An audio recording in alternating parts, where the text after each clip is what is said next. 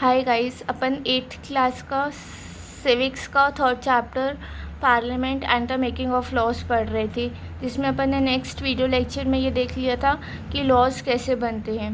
ठीक है, और उसमें अपन ने डोमेस्टिक वायलेंस का एक एग्जांपल भी पढ़ा था।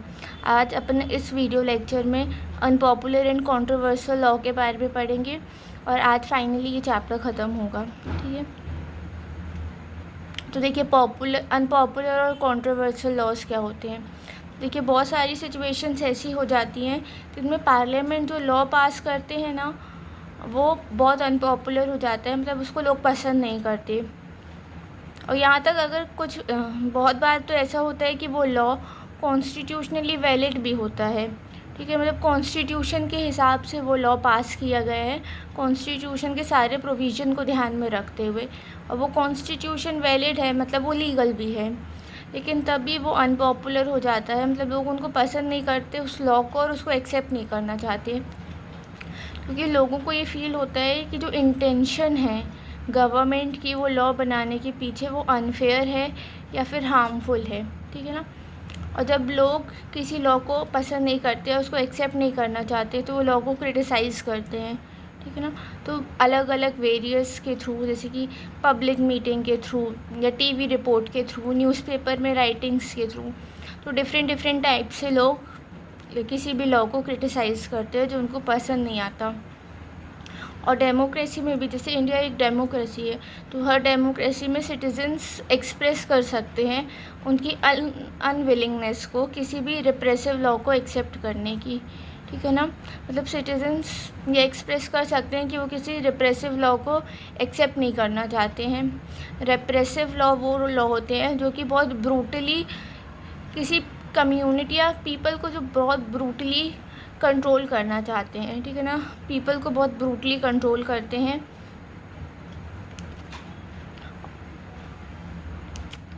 यहाँ तक कि उनके फंडामेंटल राइट्स हैं, जैसे राइट टू स्पीच है या राइट टू असेंबली है, उसको भी वॉयलेट करते हैं।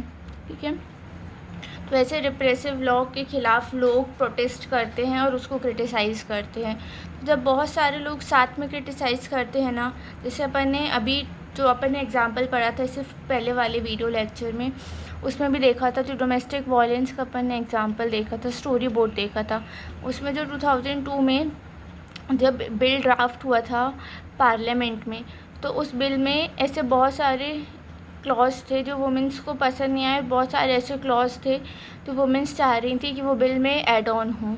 ठीक है, तो वुमेन ने प्रोटेस्ट किया था और फिर पार्लियामेंट स्टैंडिंग कमेटी के सामने अपनी रिपोर्ट सबमिट की थी कि हमें ये चेंजेस चाहिए हैं। ठीक है, तो ऐसे ही जब, और वुमेन एक बहुत इम्पॉर्टेंट पार्ट है, ठीक है, इंडिया का या किसी भी सोसाइटी का, बहुत लार्ज नंबर पे लोगों ने प्रोटेस्ट किया था, तो जिसने पार्लियामेंट को प्रेशराइज़ कर दिया था चेंज करने के लिए। ठीक है ना, ऐसे जब बहुत लार्ज नंबर पे किसी बिल को, किसी एक्ट को क्रिटिसाइज़ करते हैं, तो पार्लियामेंट को वो चेंज करना पड़ता है। इसी से रिलेटेड एक एग्जांपल भी दिया है म्युनिसिपल लॉज का। तो देखिए बहुत सारे ऐसे म्युनिसिपल लॉज हैं जो स्पेस म्युनिसिपल लिमिट्स के अंदर हैं, उनको यूज़ करने को इनलीगल बताते हैं। ठीक है ना, जैसे कि वो हॉकिंग और स्ट्रीट वेंडरिंग को इनलीगल बताते हैं, इनलीगल करते हैं। हॉकिंग मतलब कि जो फेरी वाले होते हैं ना, जो ठेले वगैरह में सामान बेचते हैं। ठीक है, ये जो छोटी छोटी सड़क के किनारे दुकान लगा के सामान बेचते हैं, तो हॉकिंग और स्ट्रीट वेंडरिंग को इनलीगल बताते हैं या इनलीगल कर देते हैं। ठीक है, तो देखिए इस बात पे कोई डिस्प्यूट नहीं कर रहे हैं कि कुछ ऐसे रूल्स होने चाहिए जो पब्लिक प्लेस को खाली रखे, जिसमें लोग जो हैं वो पेवमेंट से ईज़िली वॉक कर सकें। ठीक है ना, ऐसे कुछ लॉज होने चाहिए, लेकिन ये भी बात है कि आप पूरी तरीके से डिनाई नहीं कर सकते हॉकिंग और स्ट्रीट वेंडर्स को, क्योंकि जो हॉकर्स और स्ट्रीट वेंडर्स की जो सर्विसेज है ना, जो वो सर्विस प्रोवाइड करते हैं, वो एक बहुत इसेंशियल पार्ट है किसी भी सिटी के लिए। वो सारी सर्विसेज बहुत चीपली, मतलब बहुत सस्ते दाम पे प्रोवाइड करते हैं। ठीक है, और जिसमें सिटीज़ में रह रहे मिलियंस ऑफ लोगों की लाइफ डिपेंड रहती है। अगर आप उनको वहाँ से हटा देंगे तो मिलियंस ऑफ लाइफ इफ़ेक्ट हो जाएंगी। ठीक है। इसके अलावा जो स्ट्रीट वेंडर्स हैं, जो हॉकर्स हैं, उनका प्राइमरी सोर्स ऑफ इनकम या प्राइमरी सोर्स ऑफ लिविंगहुड रहता है उनकी वो शॉप्स, ठीक है। तो आप ऐसे एकदम से सबकी शॉप हटा तो नहीं सकते हैं, ठीक है। तो जब म्यूनसिपल लॉज ऐसे हॉकिंग और स्ट्रीट वेंडिंग को इलीगल बता देते हैं तो वो बहुत सारी प्रॉब्लम कॉज करते हैं, जिसके लिए स्पेशली स्ट्रीट वेंडर्स और हॉकर्स उसके खिलाफ प्रोटेस्ट करते हैं, ठीक है। और ऐसे ही जब कोई एक लॉ किसी एक ग्रुप को फेवर करता है और दूसरे ग्रुप को डिसगार्ड करता है, तभी वो लॉ कॉन्ट्रोवर्शियल हो जाता है, उसमें बहुत सारे कॉन्फ्लिक्ट होते हैं, ठीक है।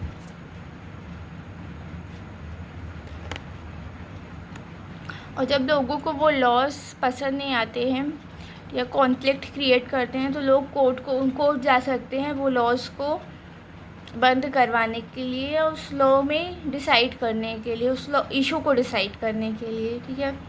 तो कोर्ट के पास पावर रहती है कि अगर कोई लॉ बहुत कॉन्फ्लिक्ट क्रिएट कर रहा है तो उसको कोर्ट मॉडिफाई कर सकता है या तो उस लॉ को कैंसिल भी कर सकता है अगर वो कॉन्स्टिट्यूशन के अकॉर्डिंग नहीं बना है, ओके। तो इस चैप्टर के लास्ट में आपके बुक में एक छोटा सा बॉक्स दिया है, चलिए उसको पढ़ लेते हैं। देखिए, जैसे आपने पहले भी पढ़ा हुआ है रूल ऑफ लॉ के बारे में, ठीक है ना। और इंडियन नेशनलिस्ट प्रोटेस्ट करते हैं और क्रिटिसाइज़ करते हैं आर्बिट्रेरी और रिप्रेसिव लॉज को।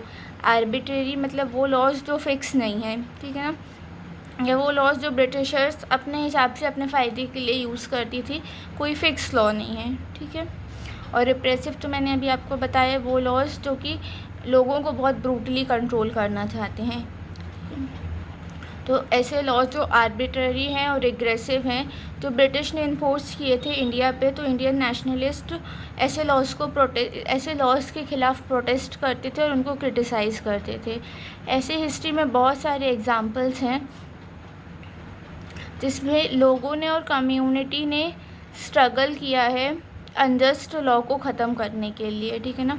वो लॉ जो किसी एक कम्युनिटी के ख़िलाफ़ हैं, ठीक है ना, या किसी एक कम्युनिटी के ख़िलाफ़ डिस्क्रिमिनेशन कर रहे हैं, ऐसे लॉ को ख़त्म करने के लिए।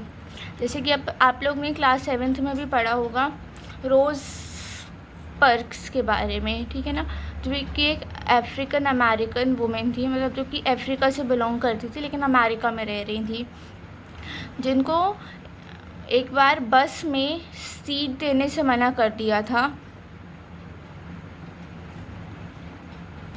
जिन्होंने अपनी सीट एक वाइट मैन को देने से मना कर दिया था 1 दिसंबर 1955 में, ठीक है ना।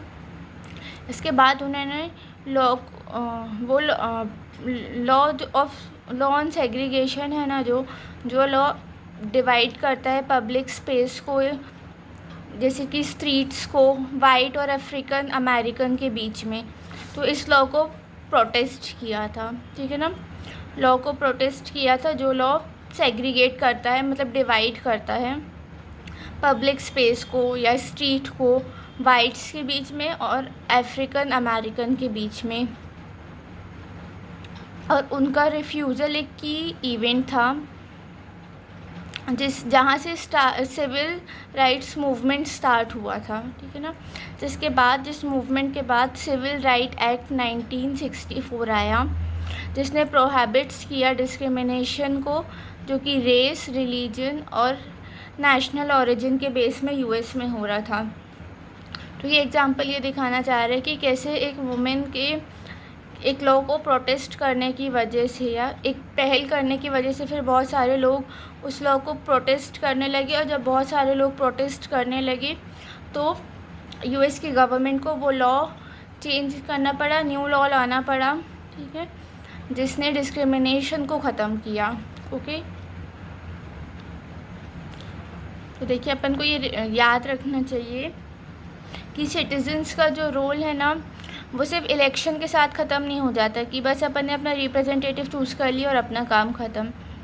जबकि एक गुड सिटीज़न का काम ये रहता है कि वो अलग अलग न्यूज़पेपर्स को और मीडिया को केयरफुली यूज़ करे, ठीक है ना, और ये देखे कि एमपीज़ जो हैं वो सही से वर्क कर रहे हैं कि नहीं कर रहे हैं।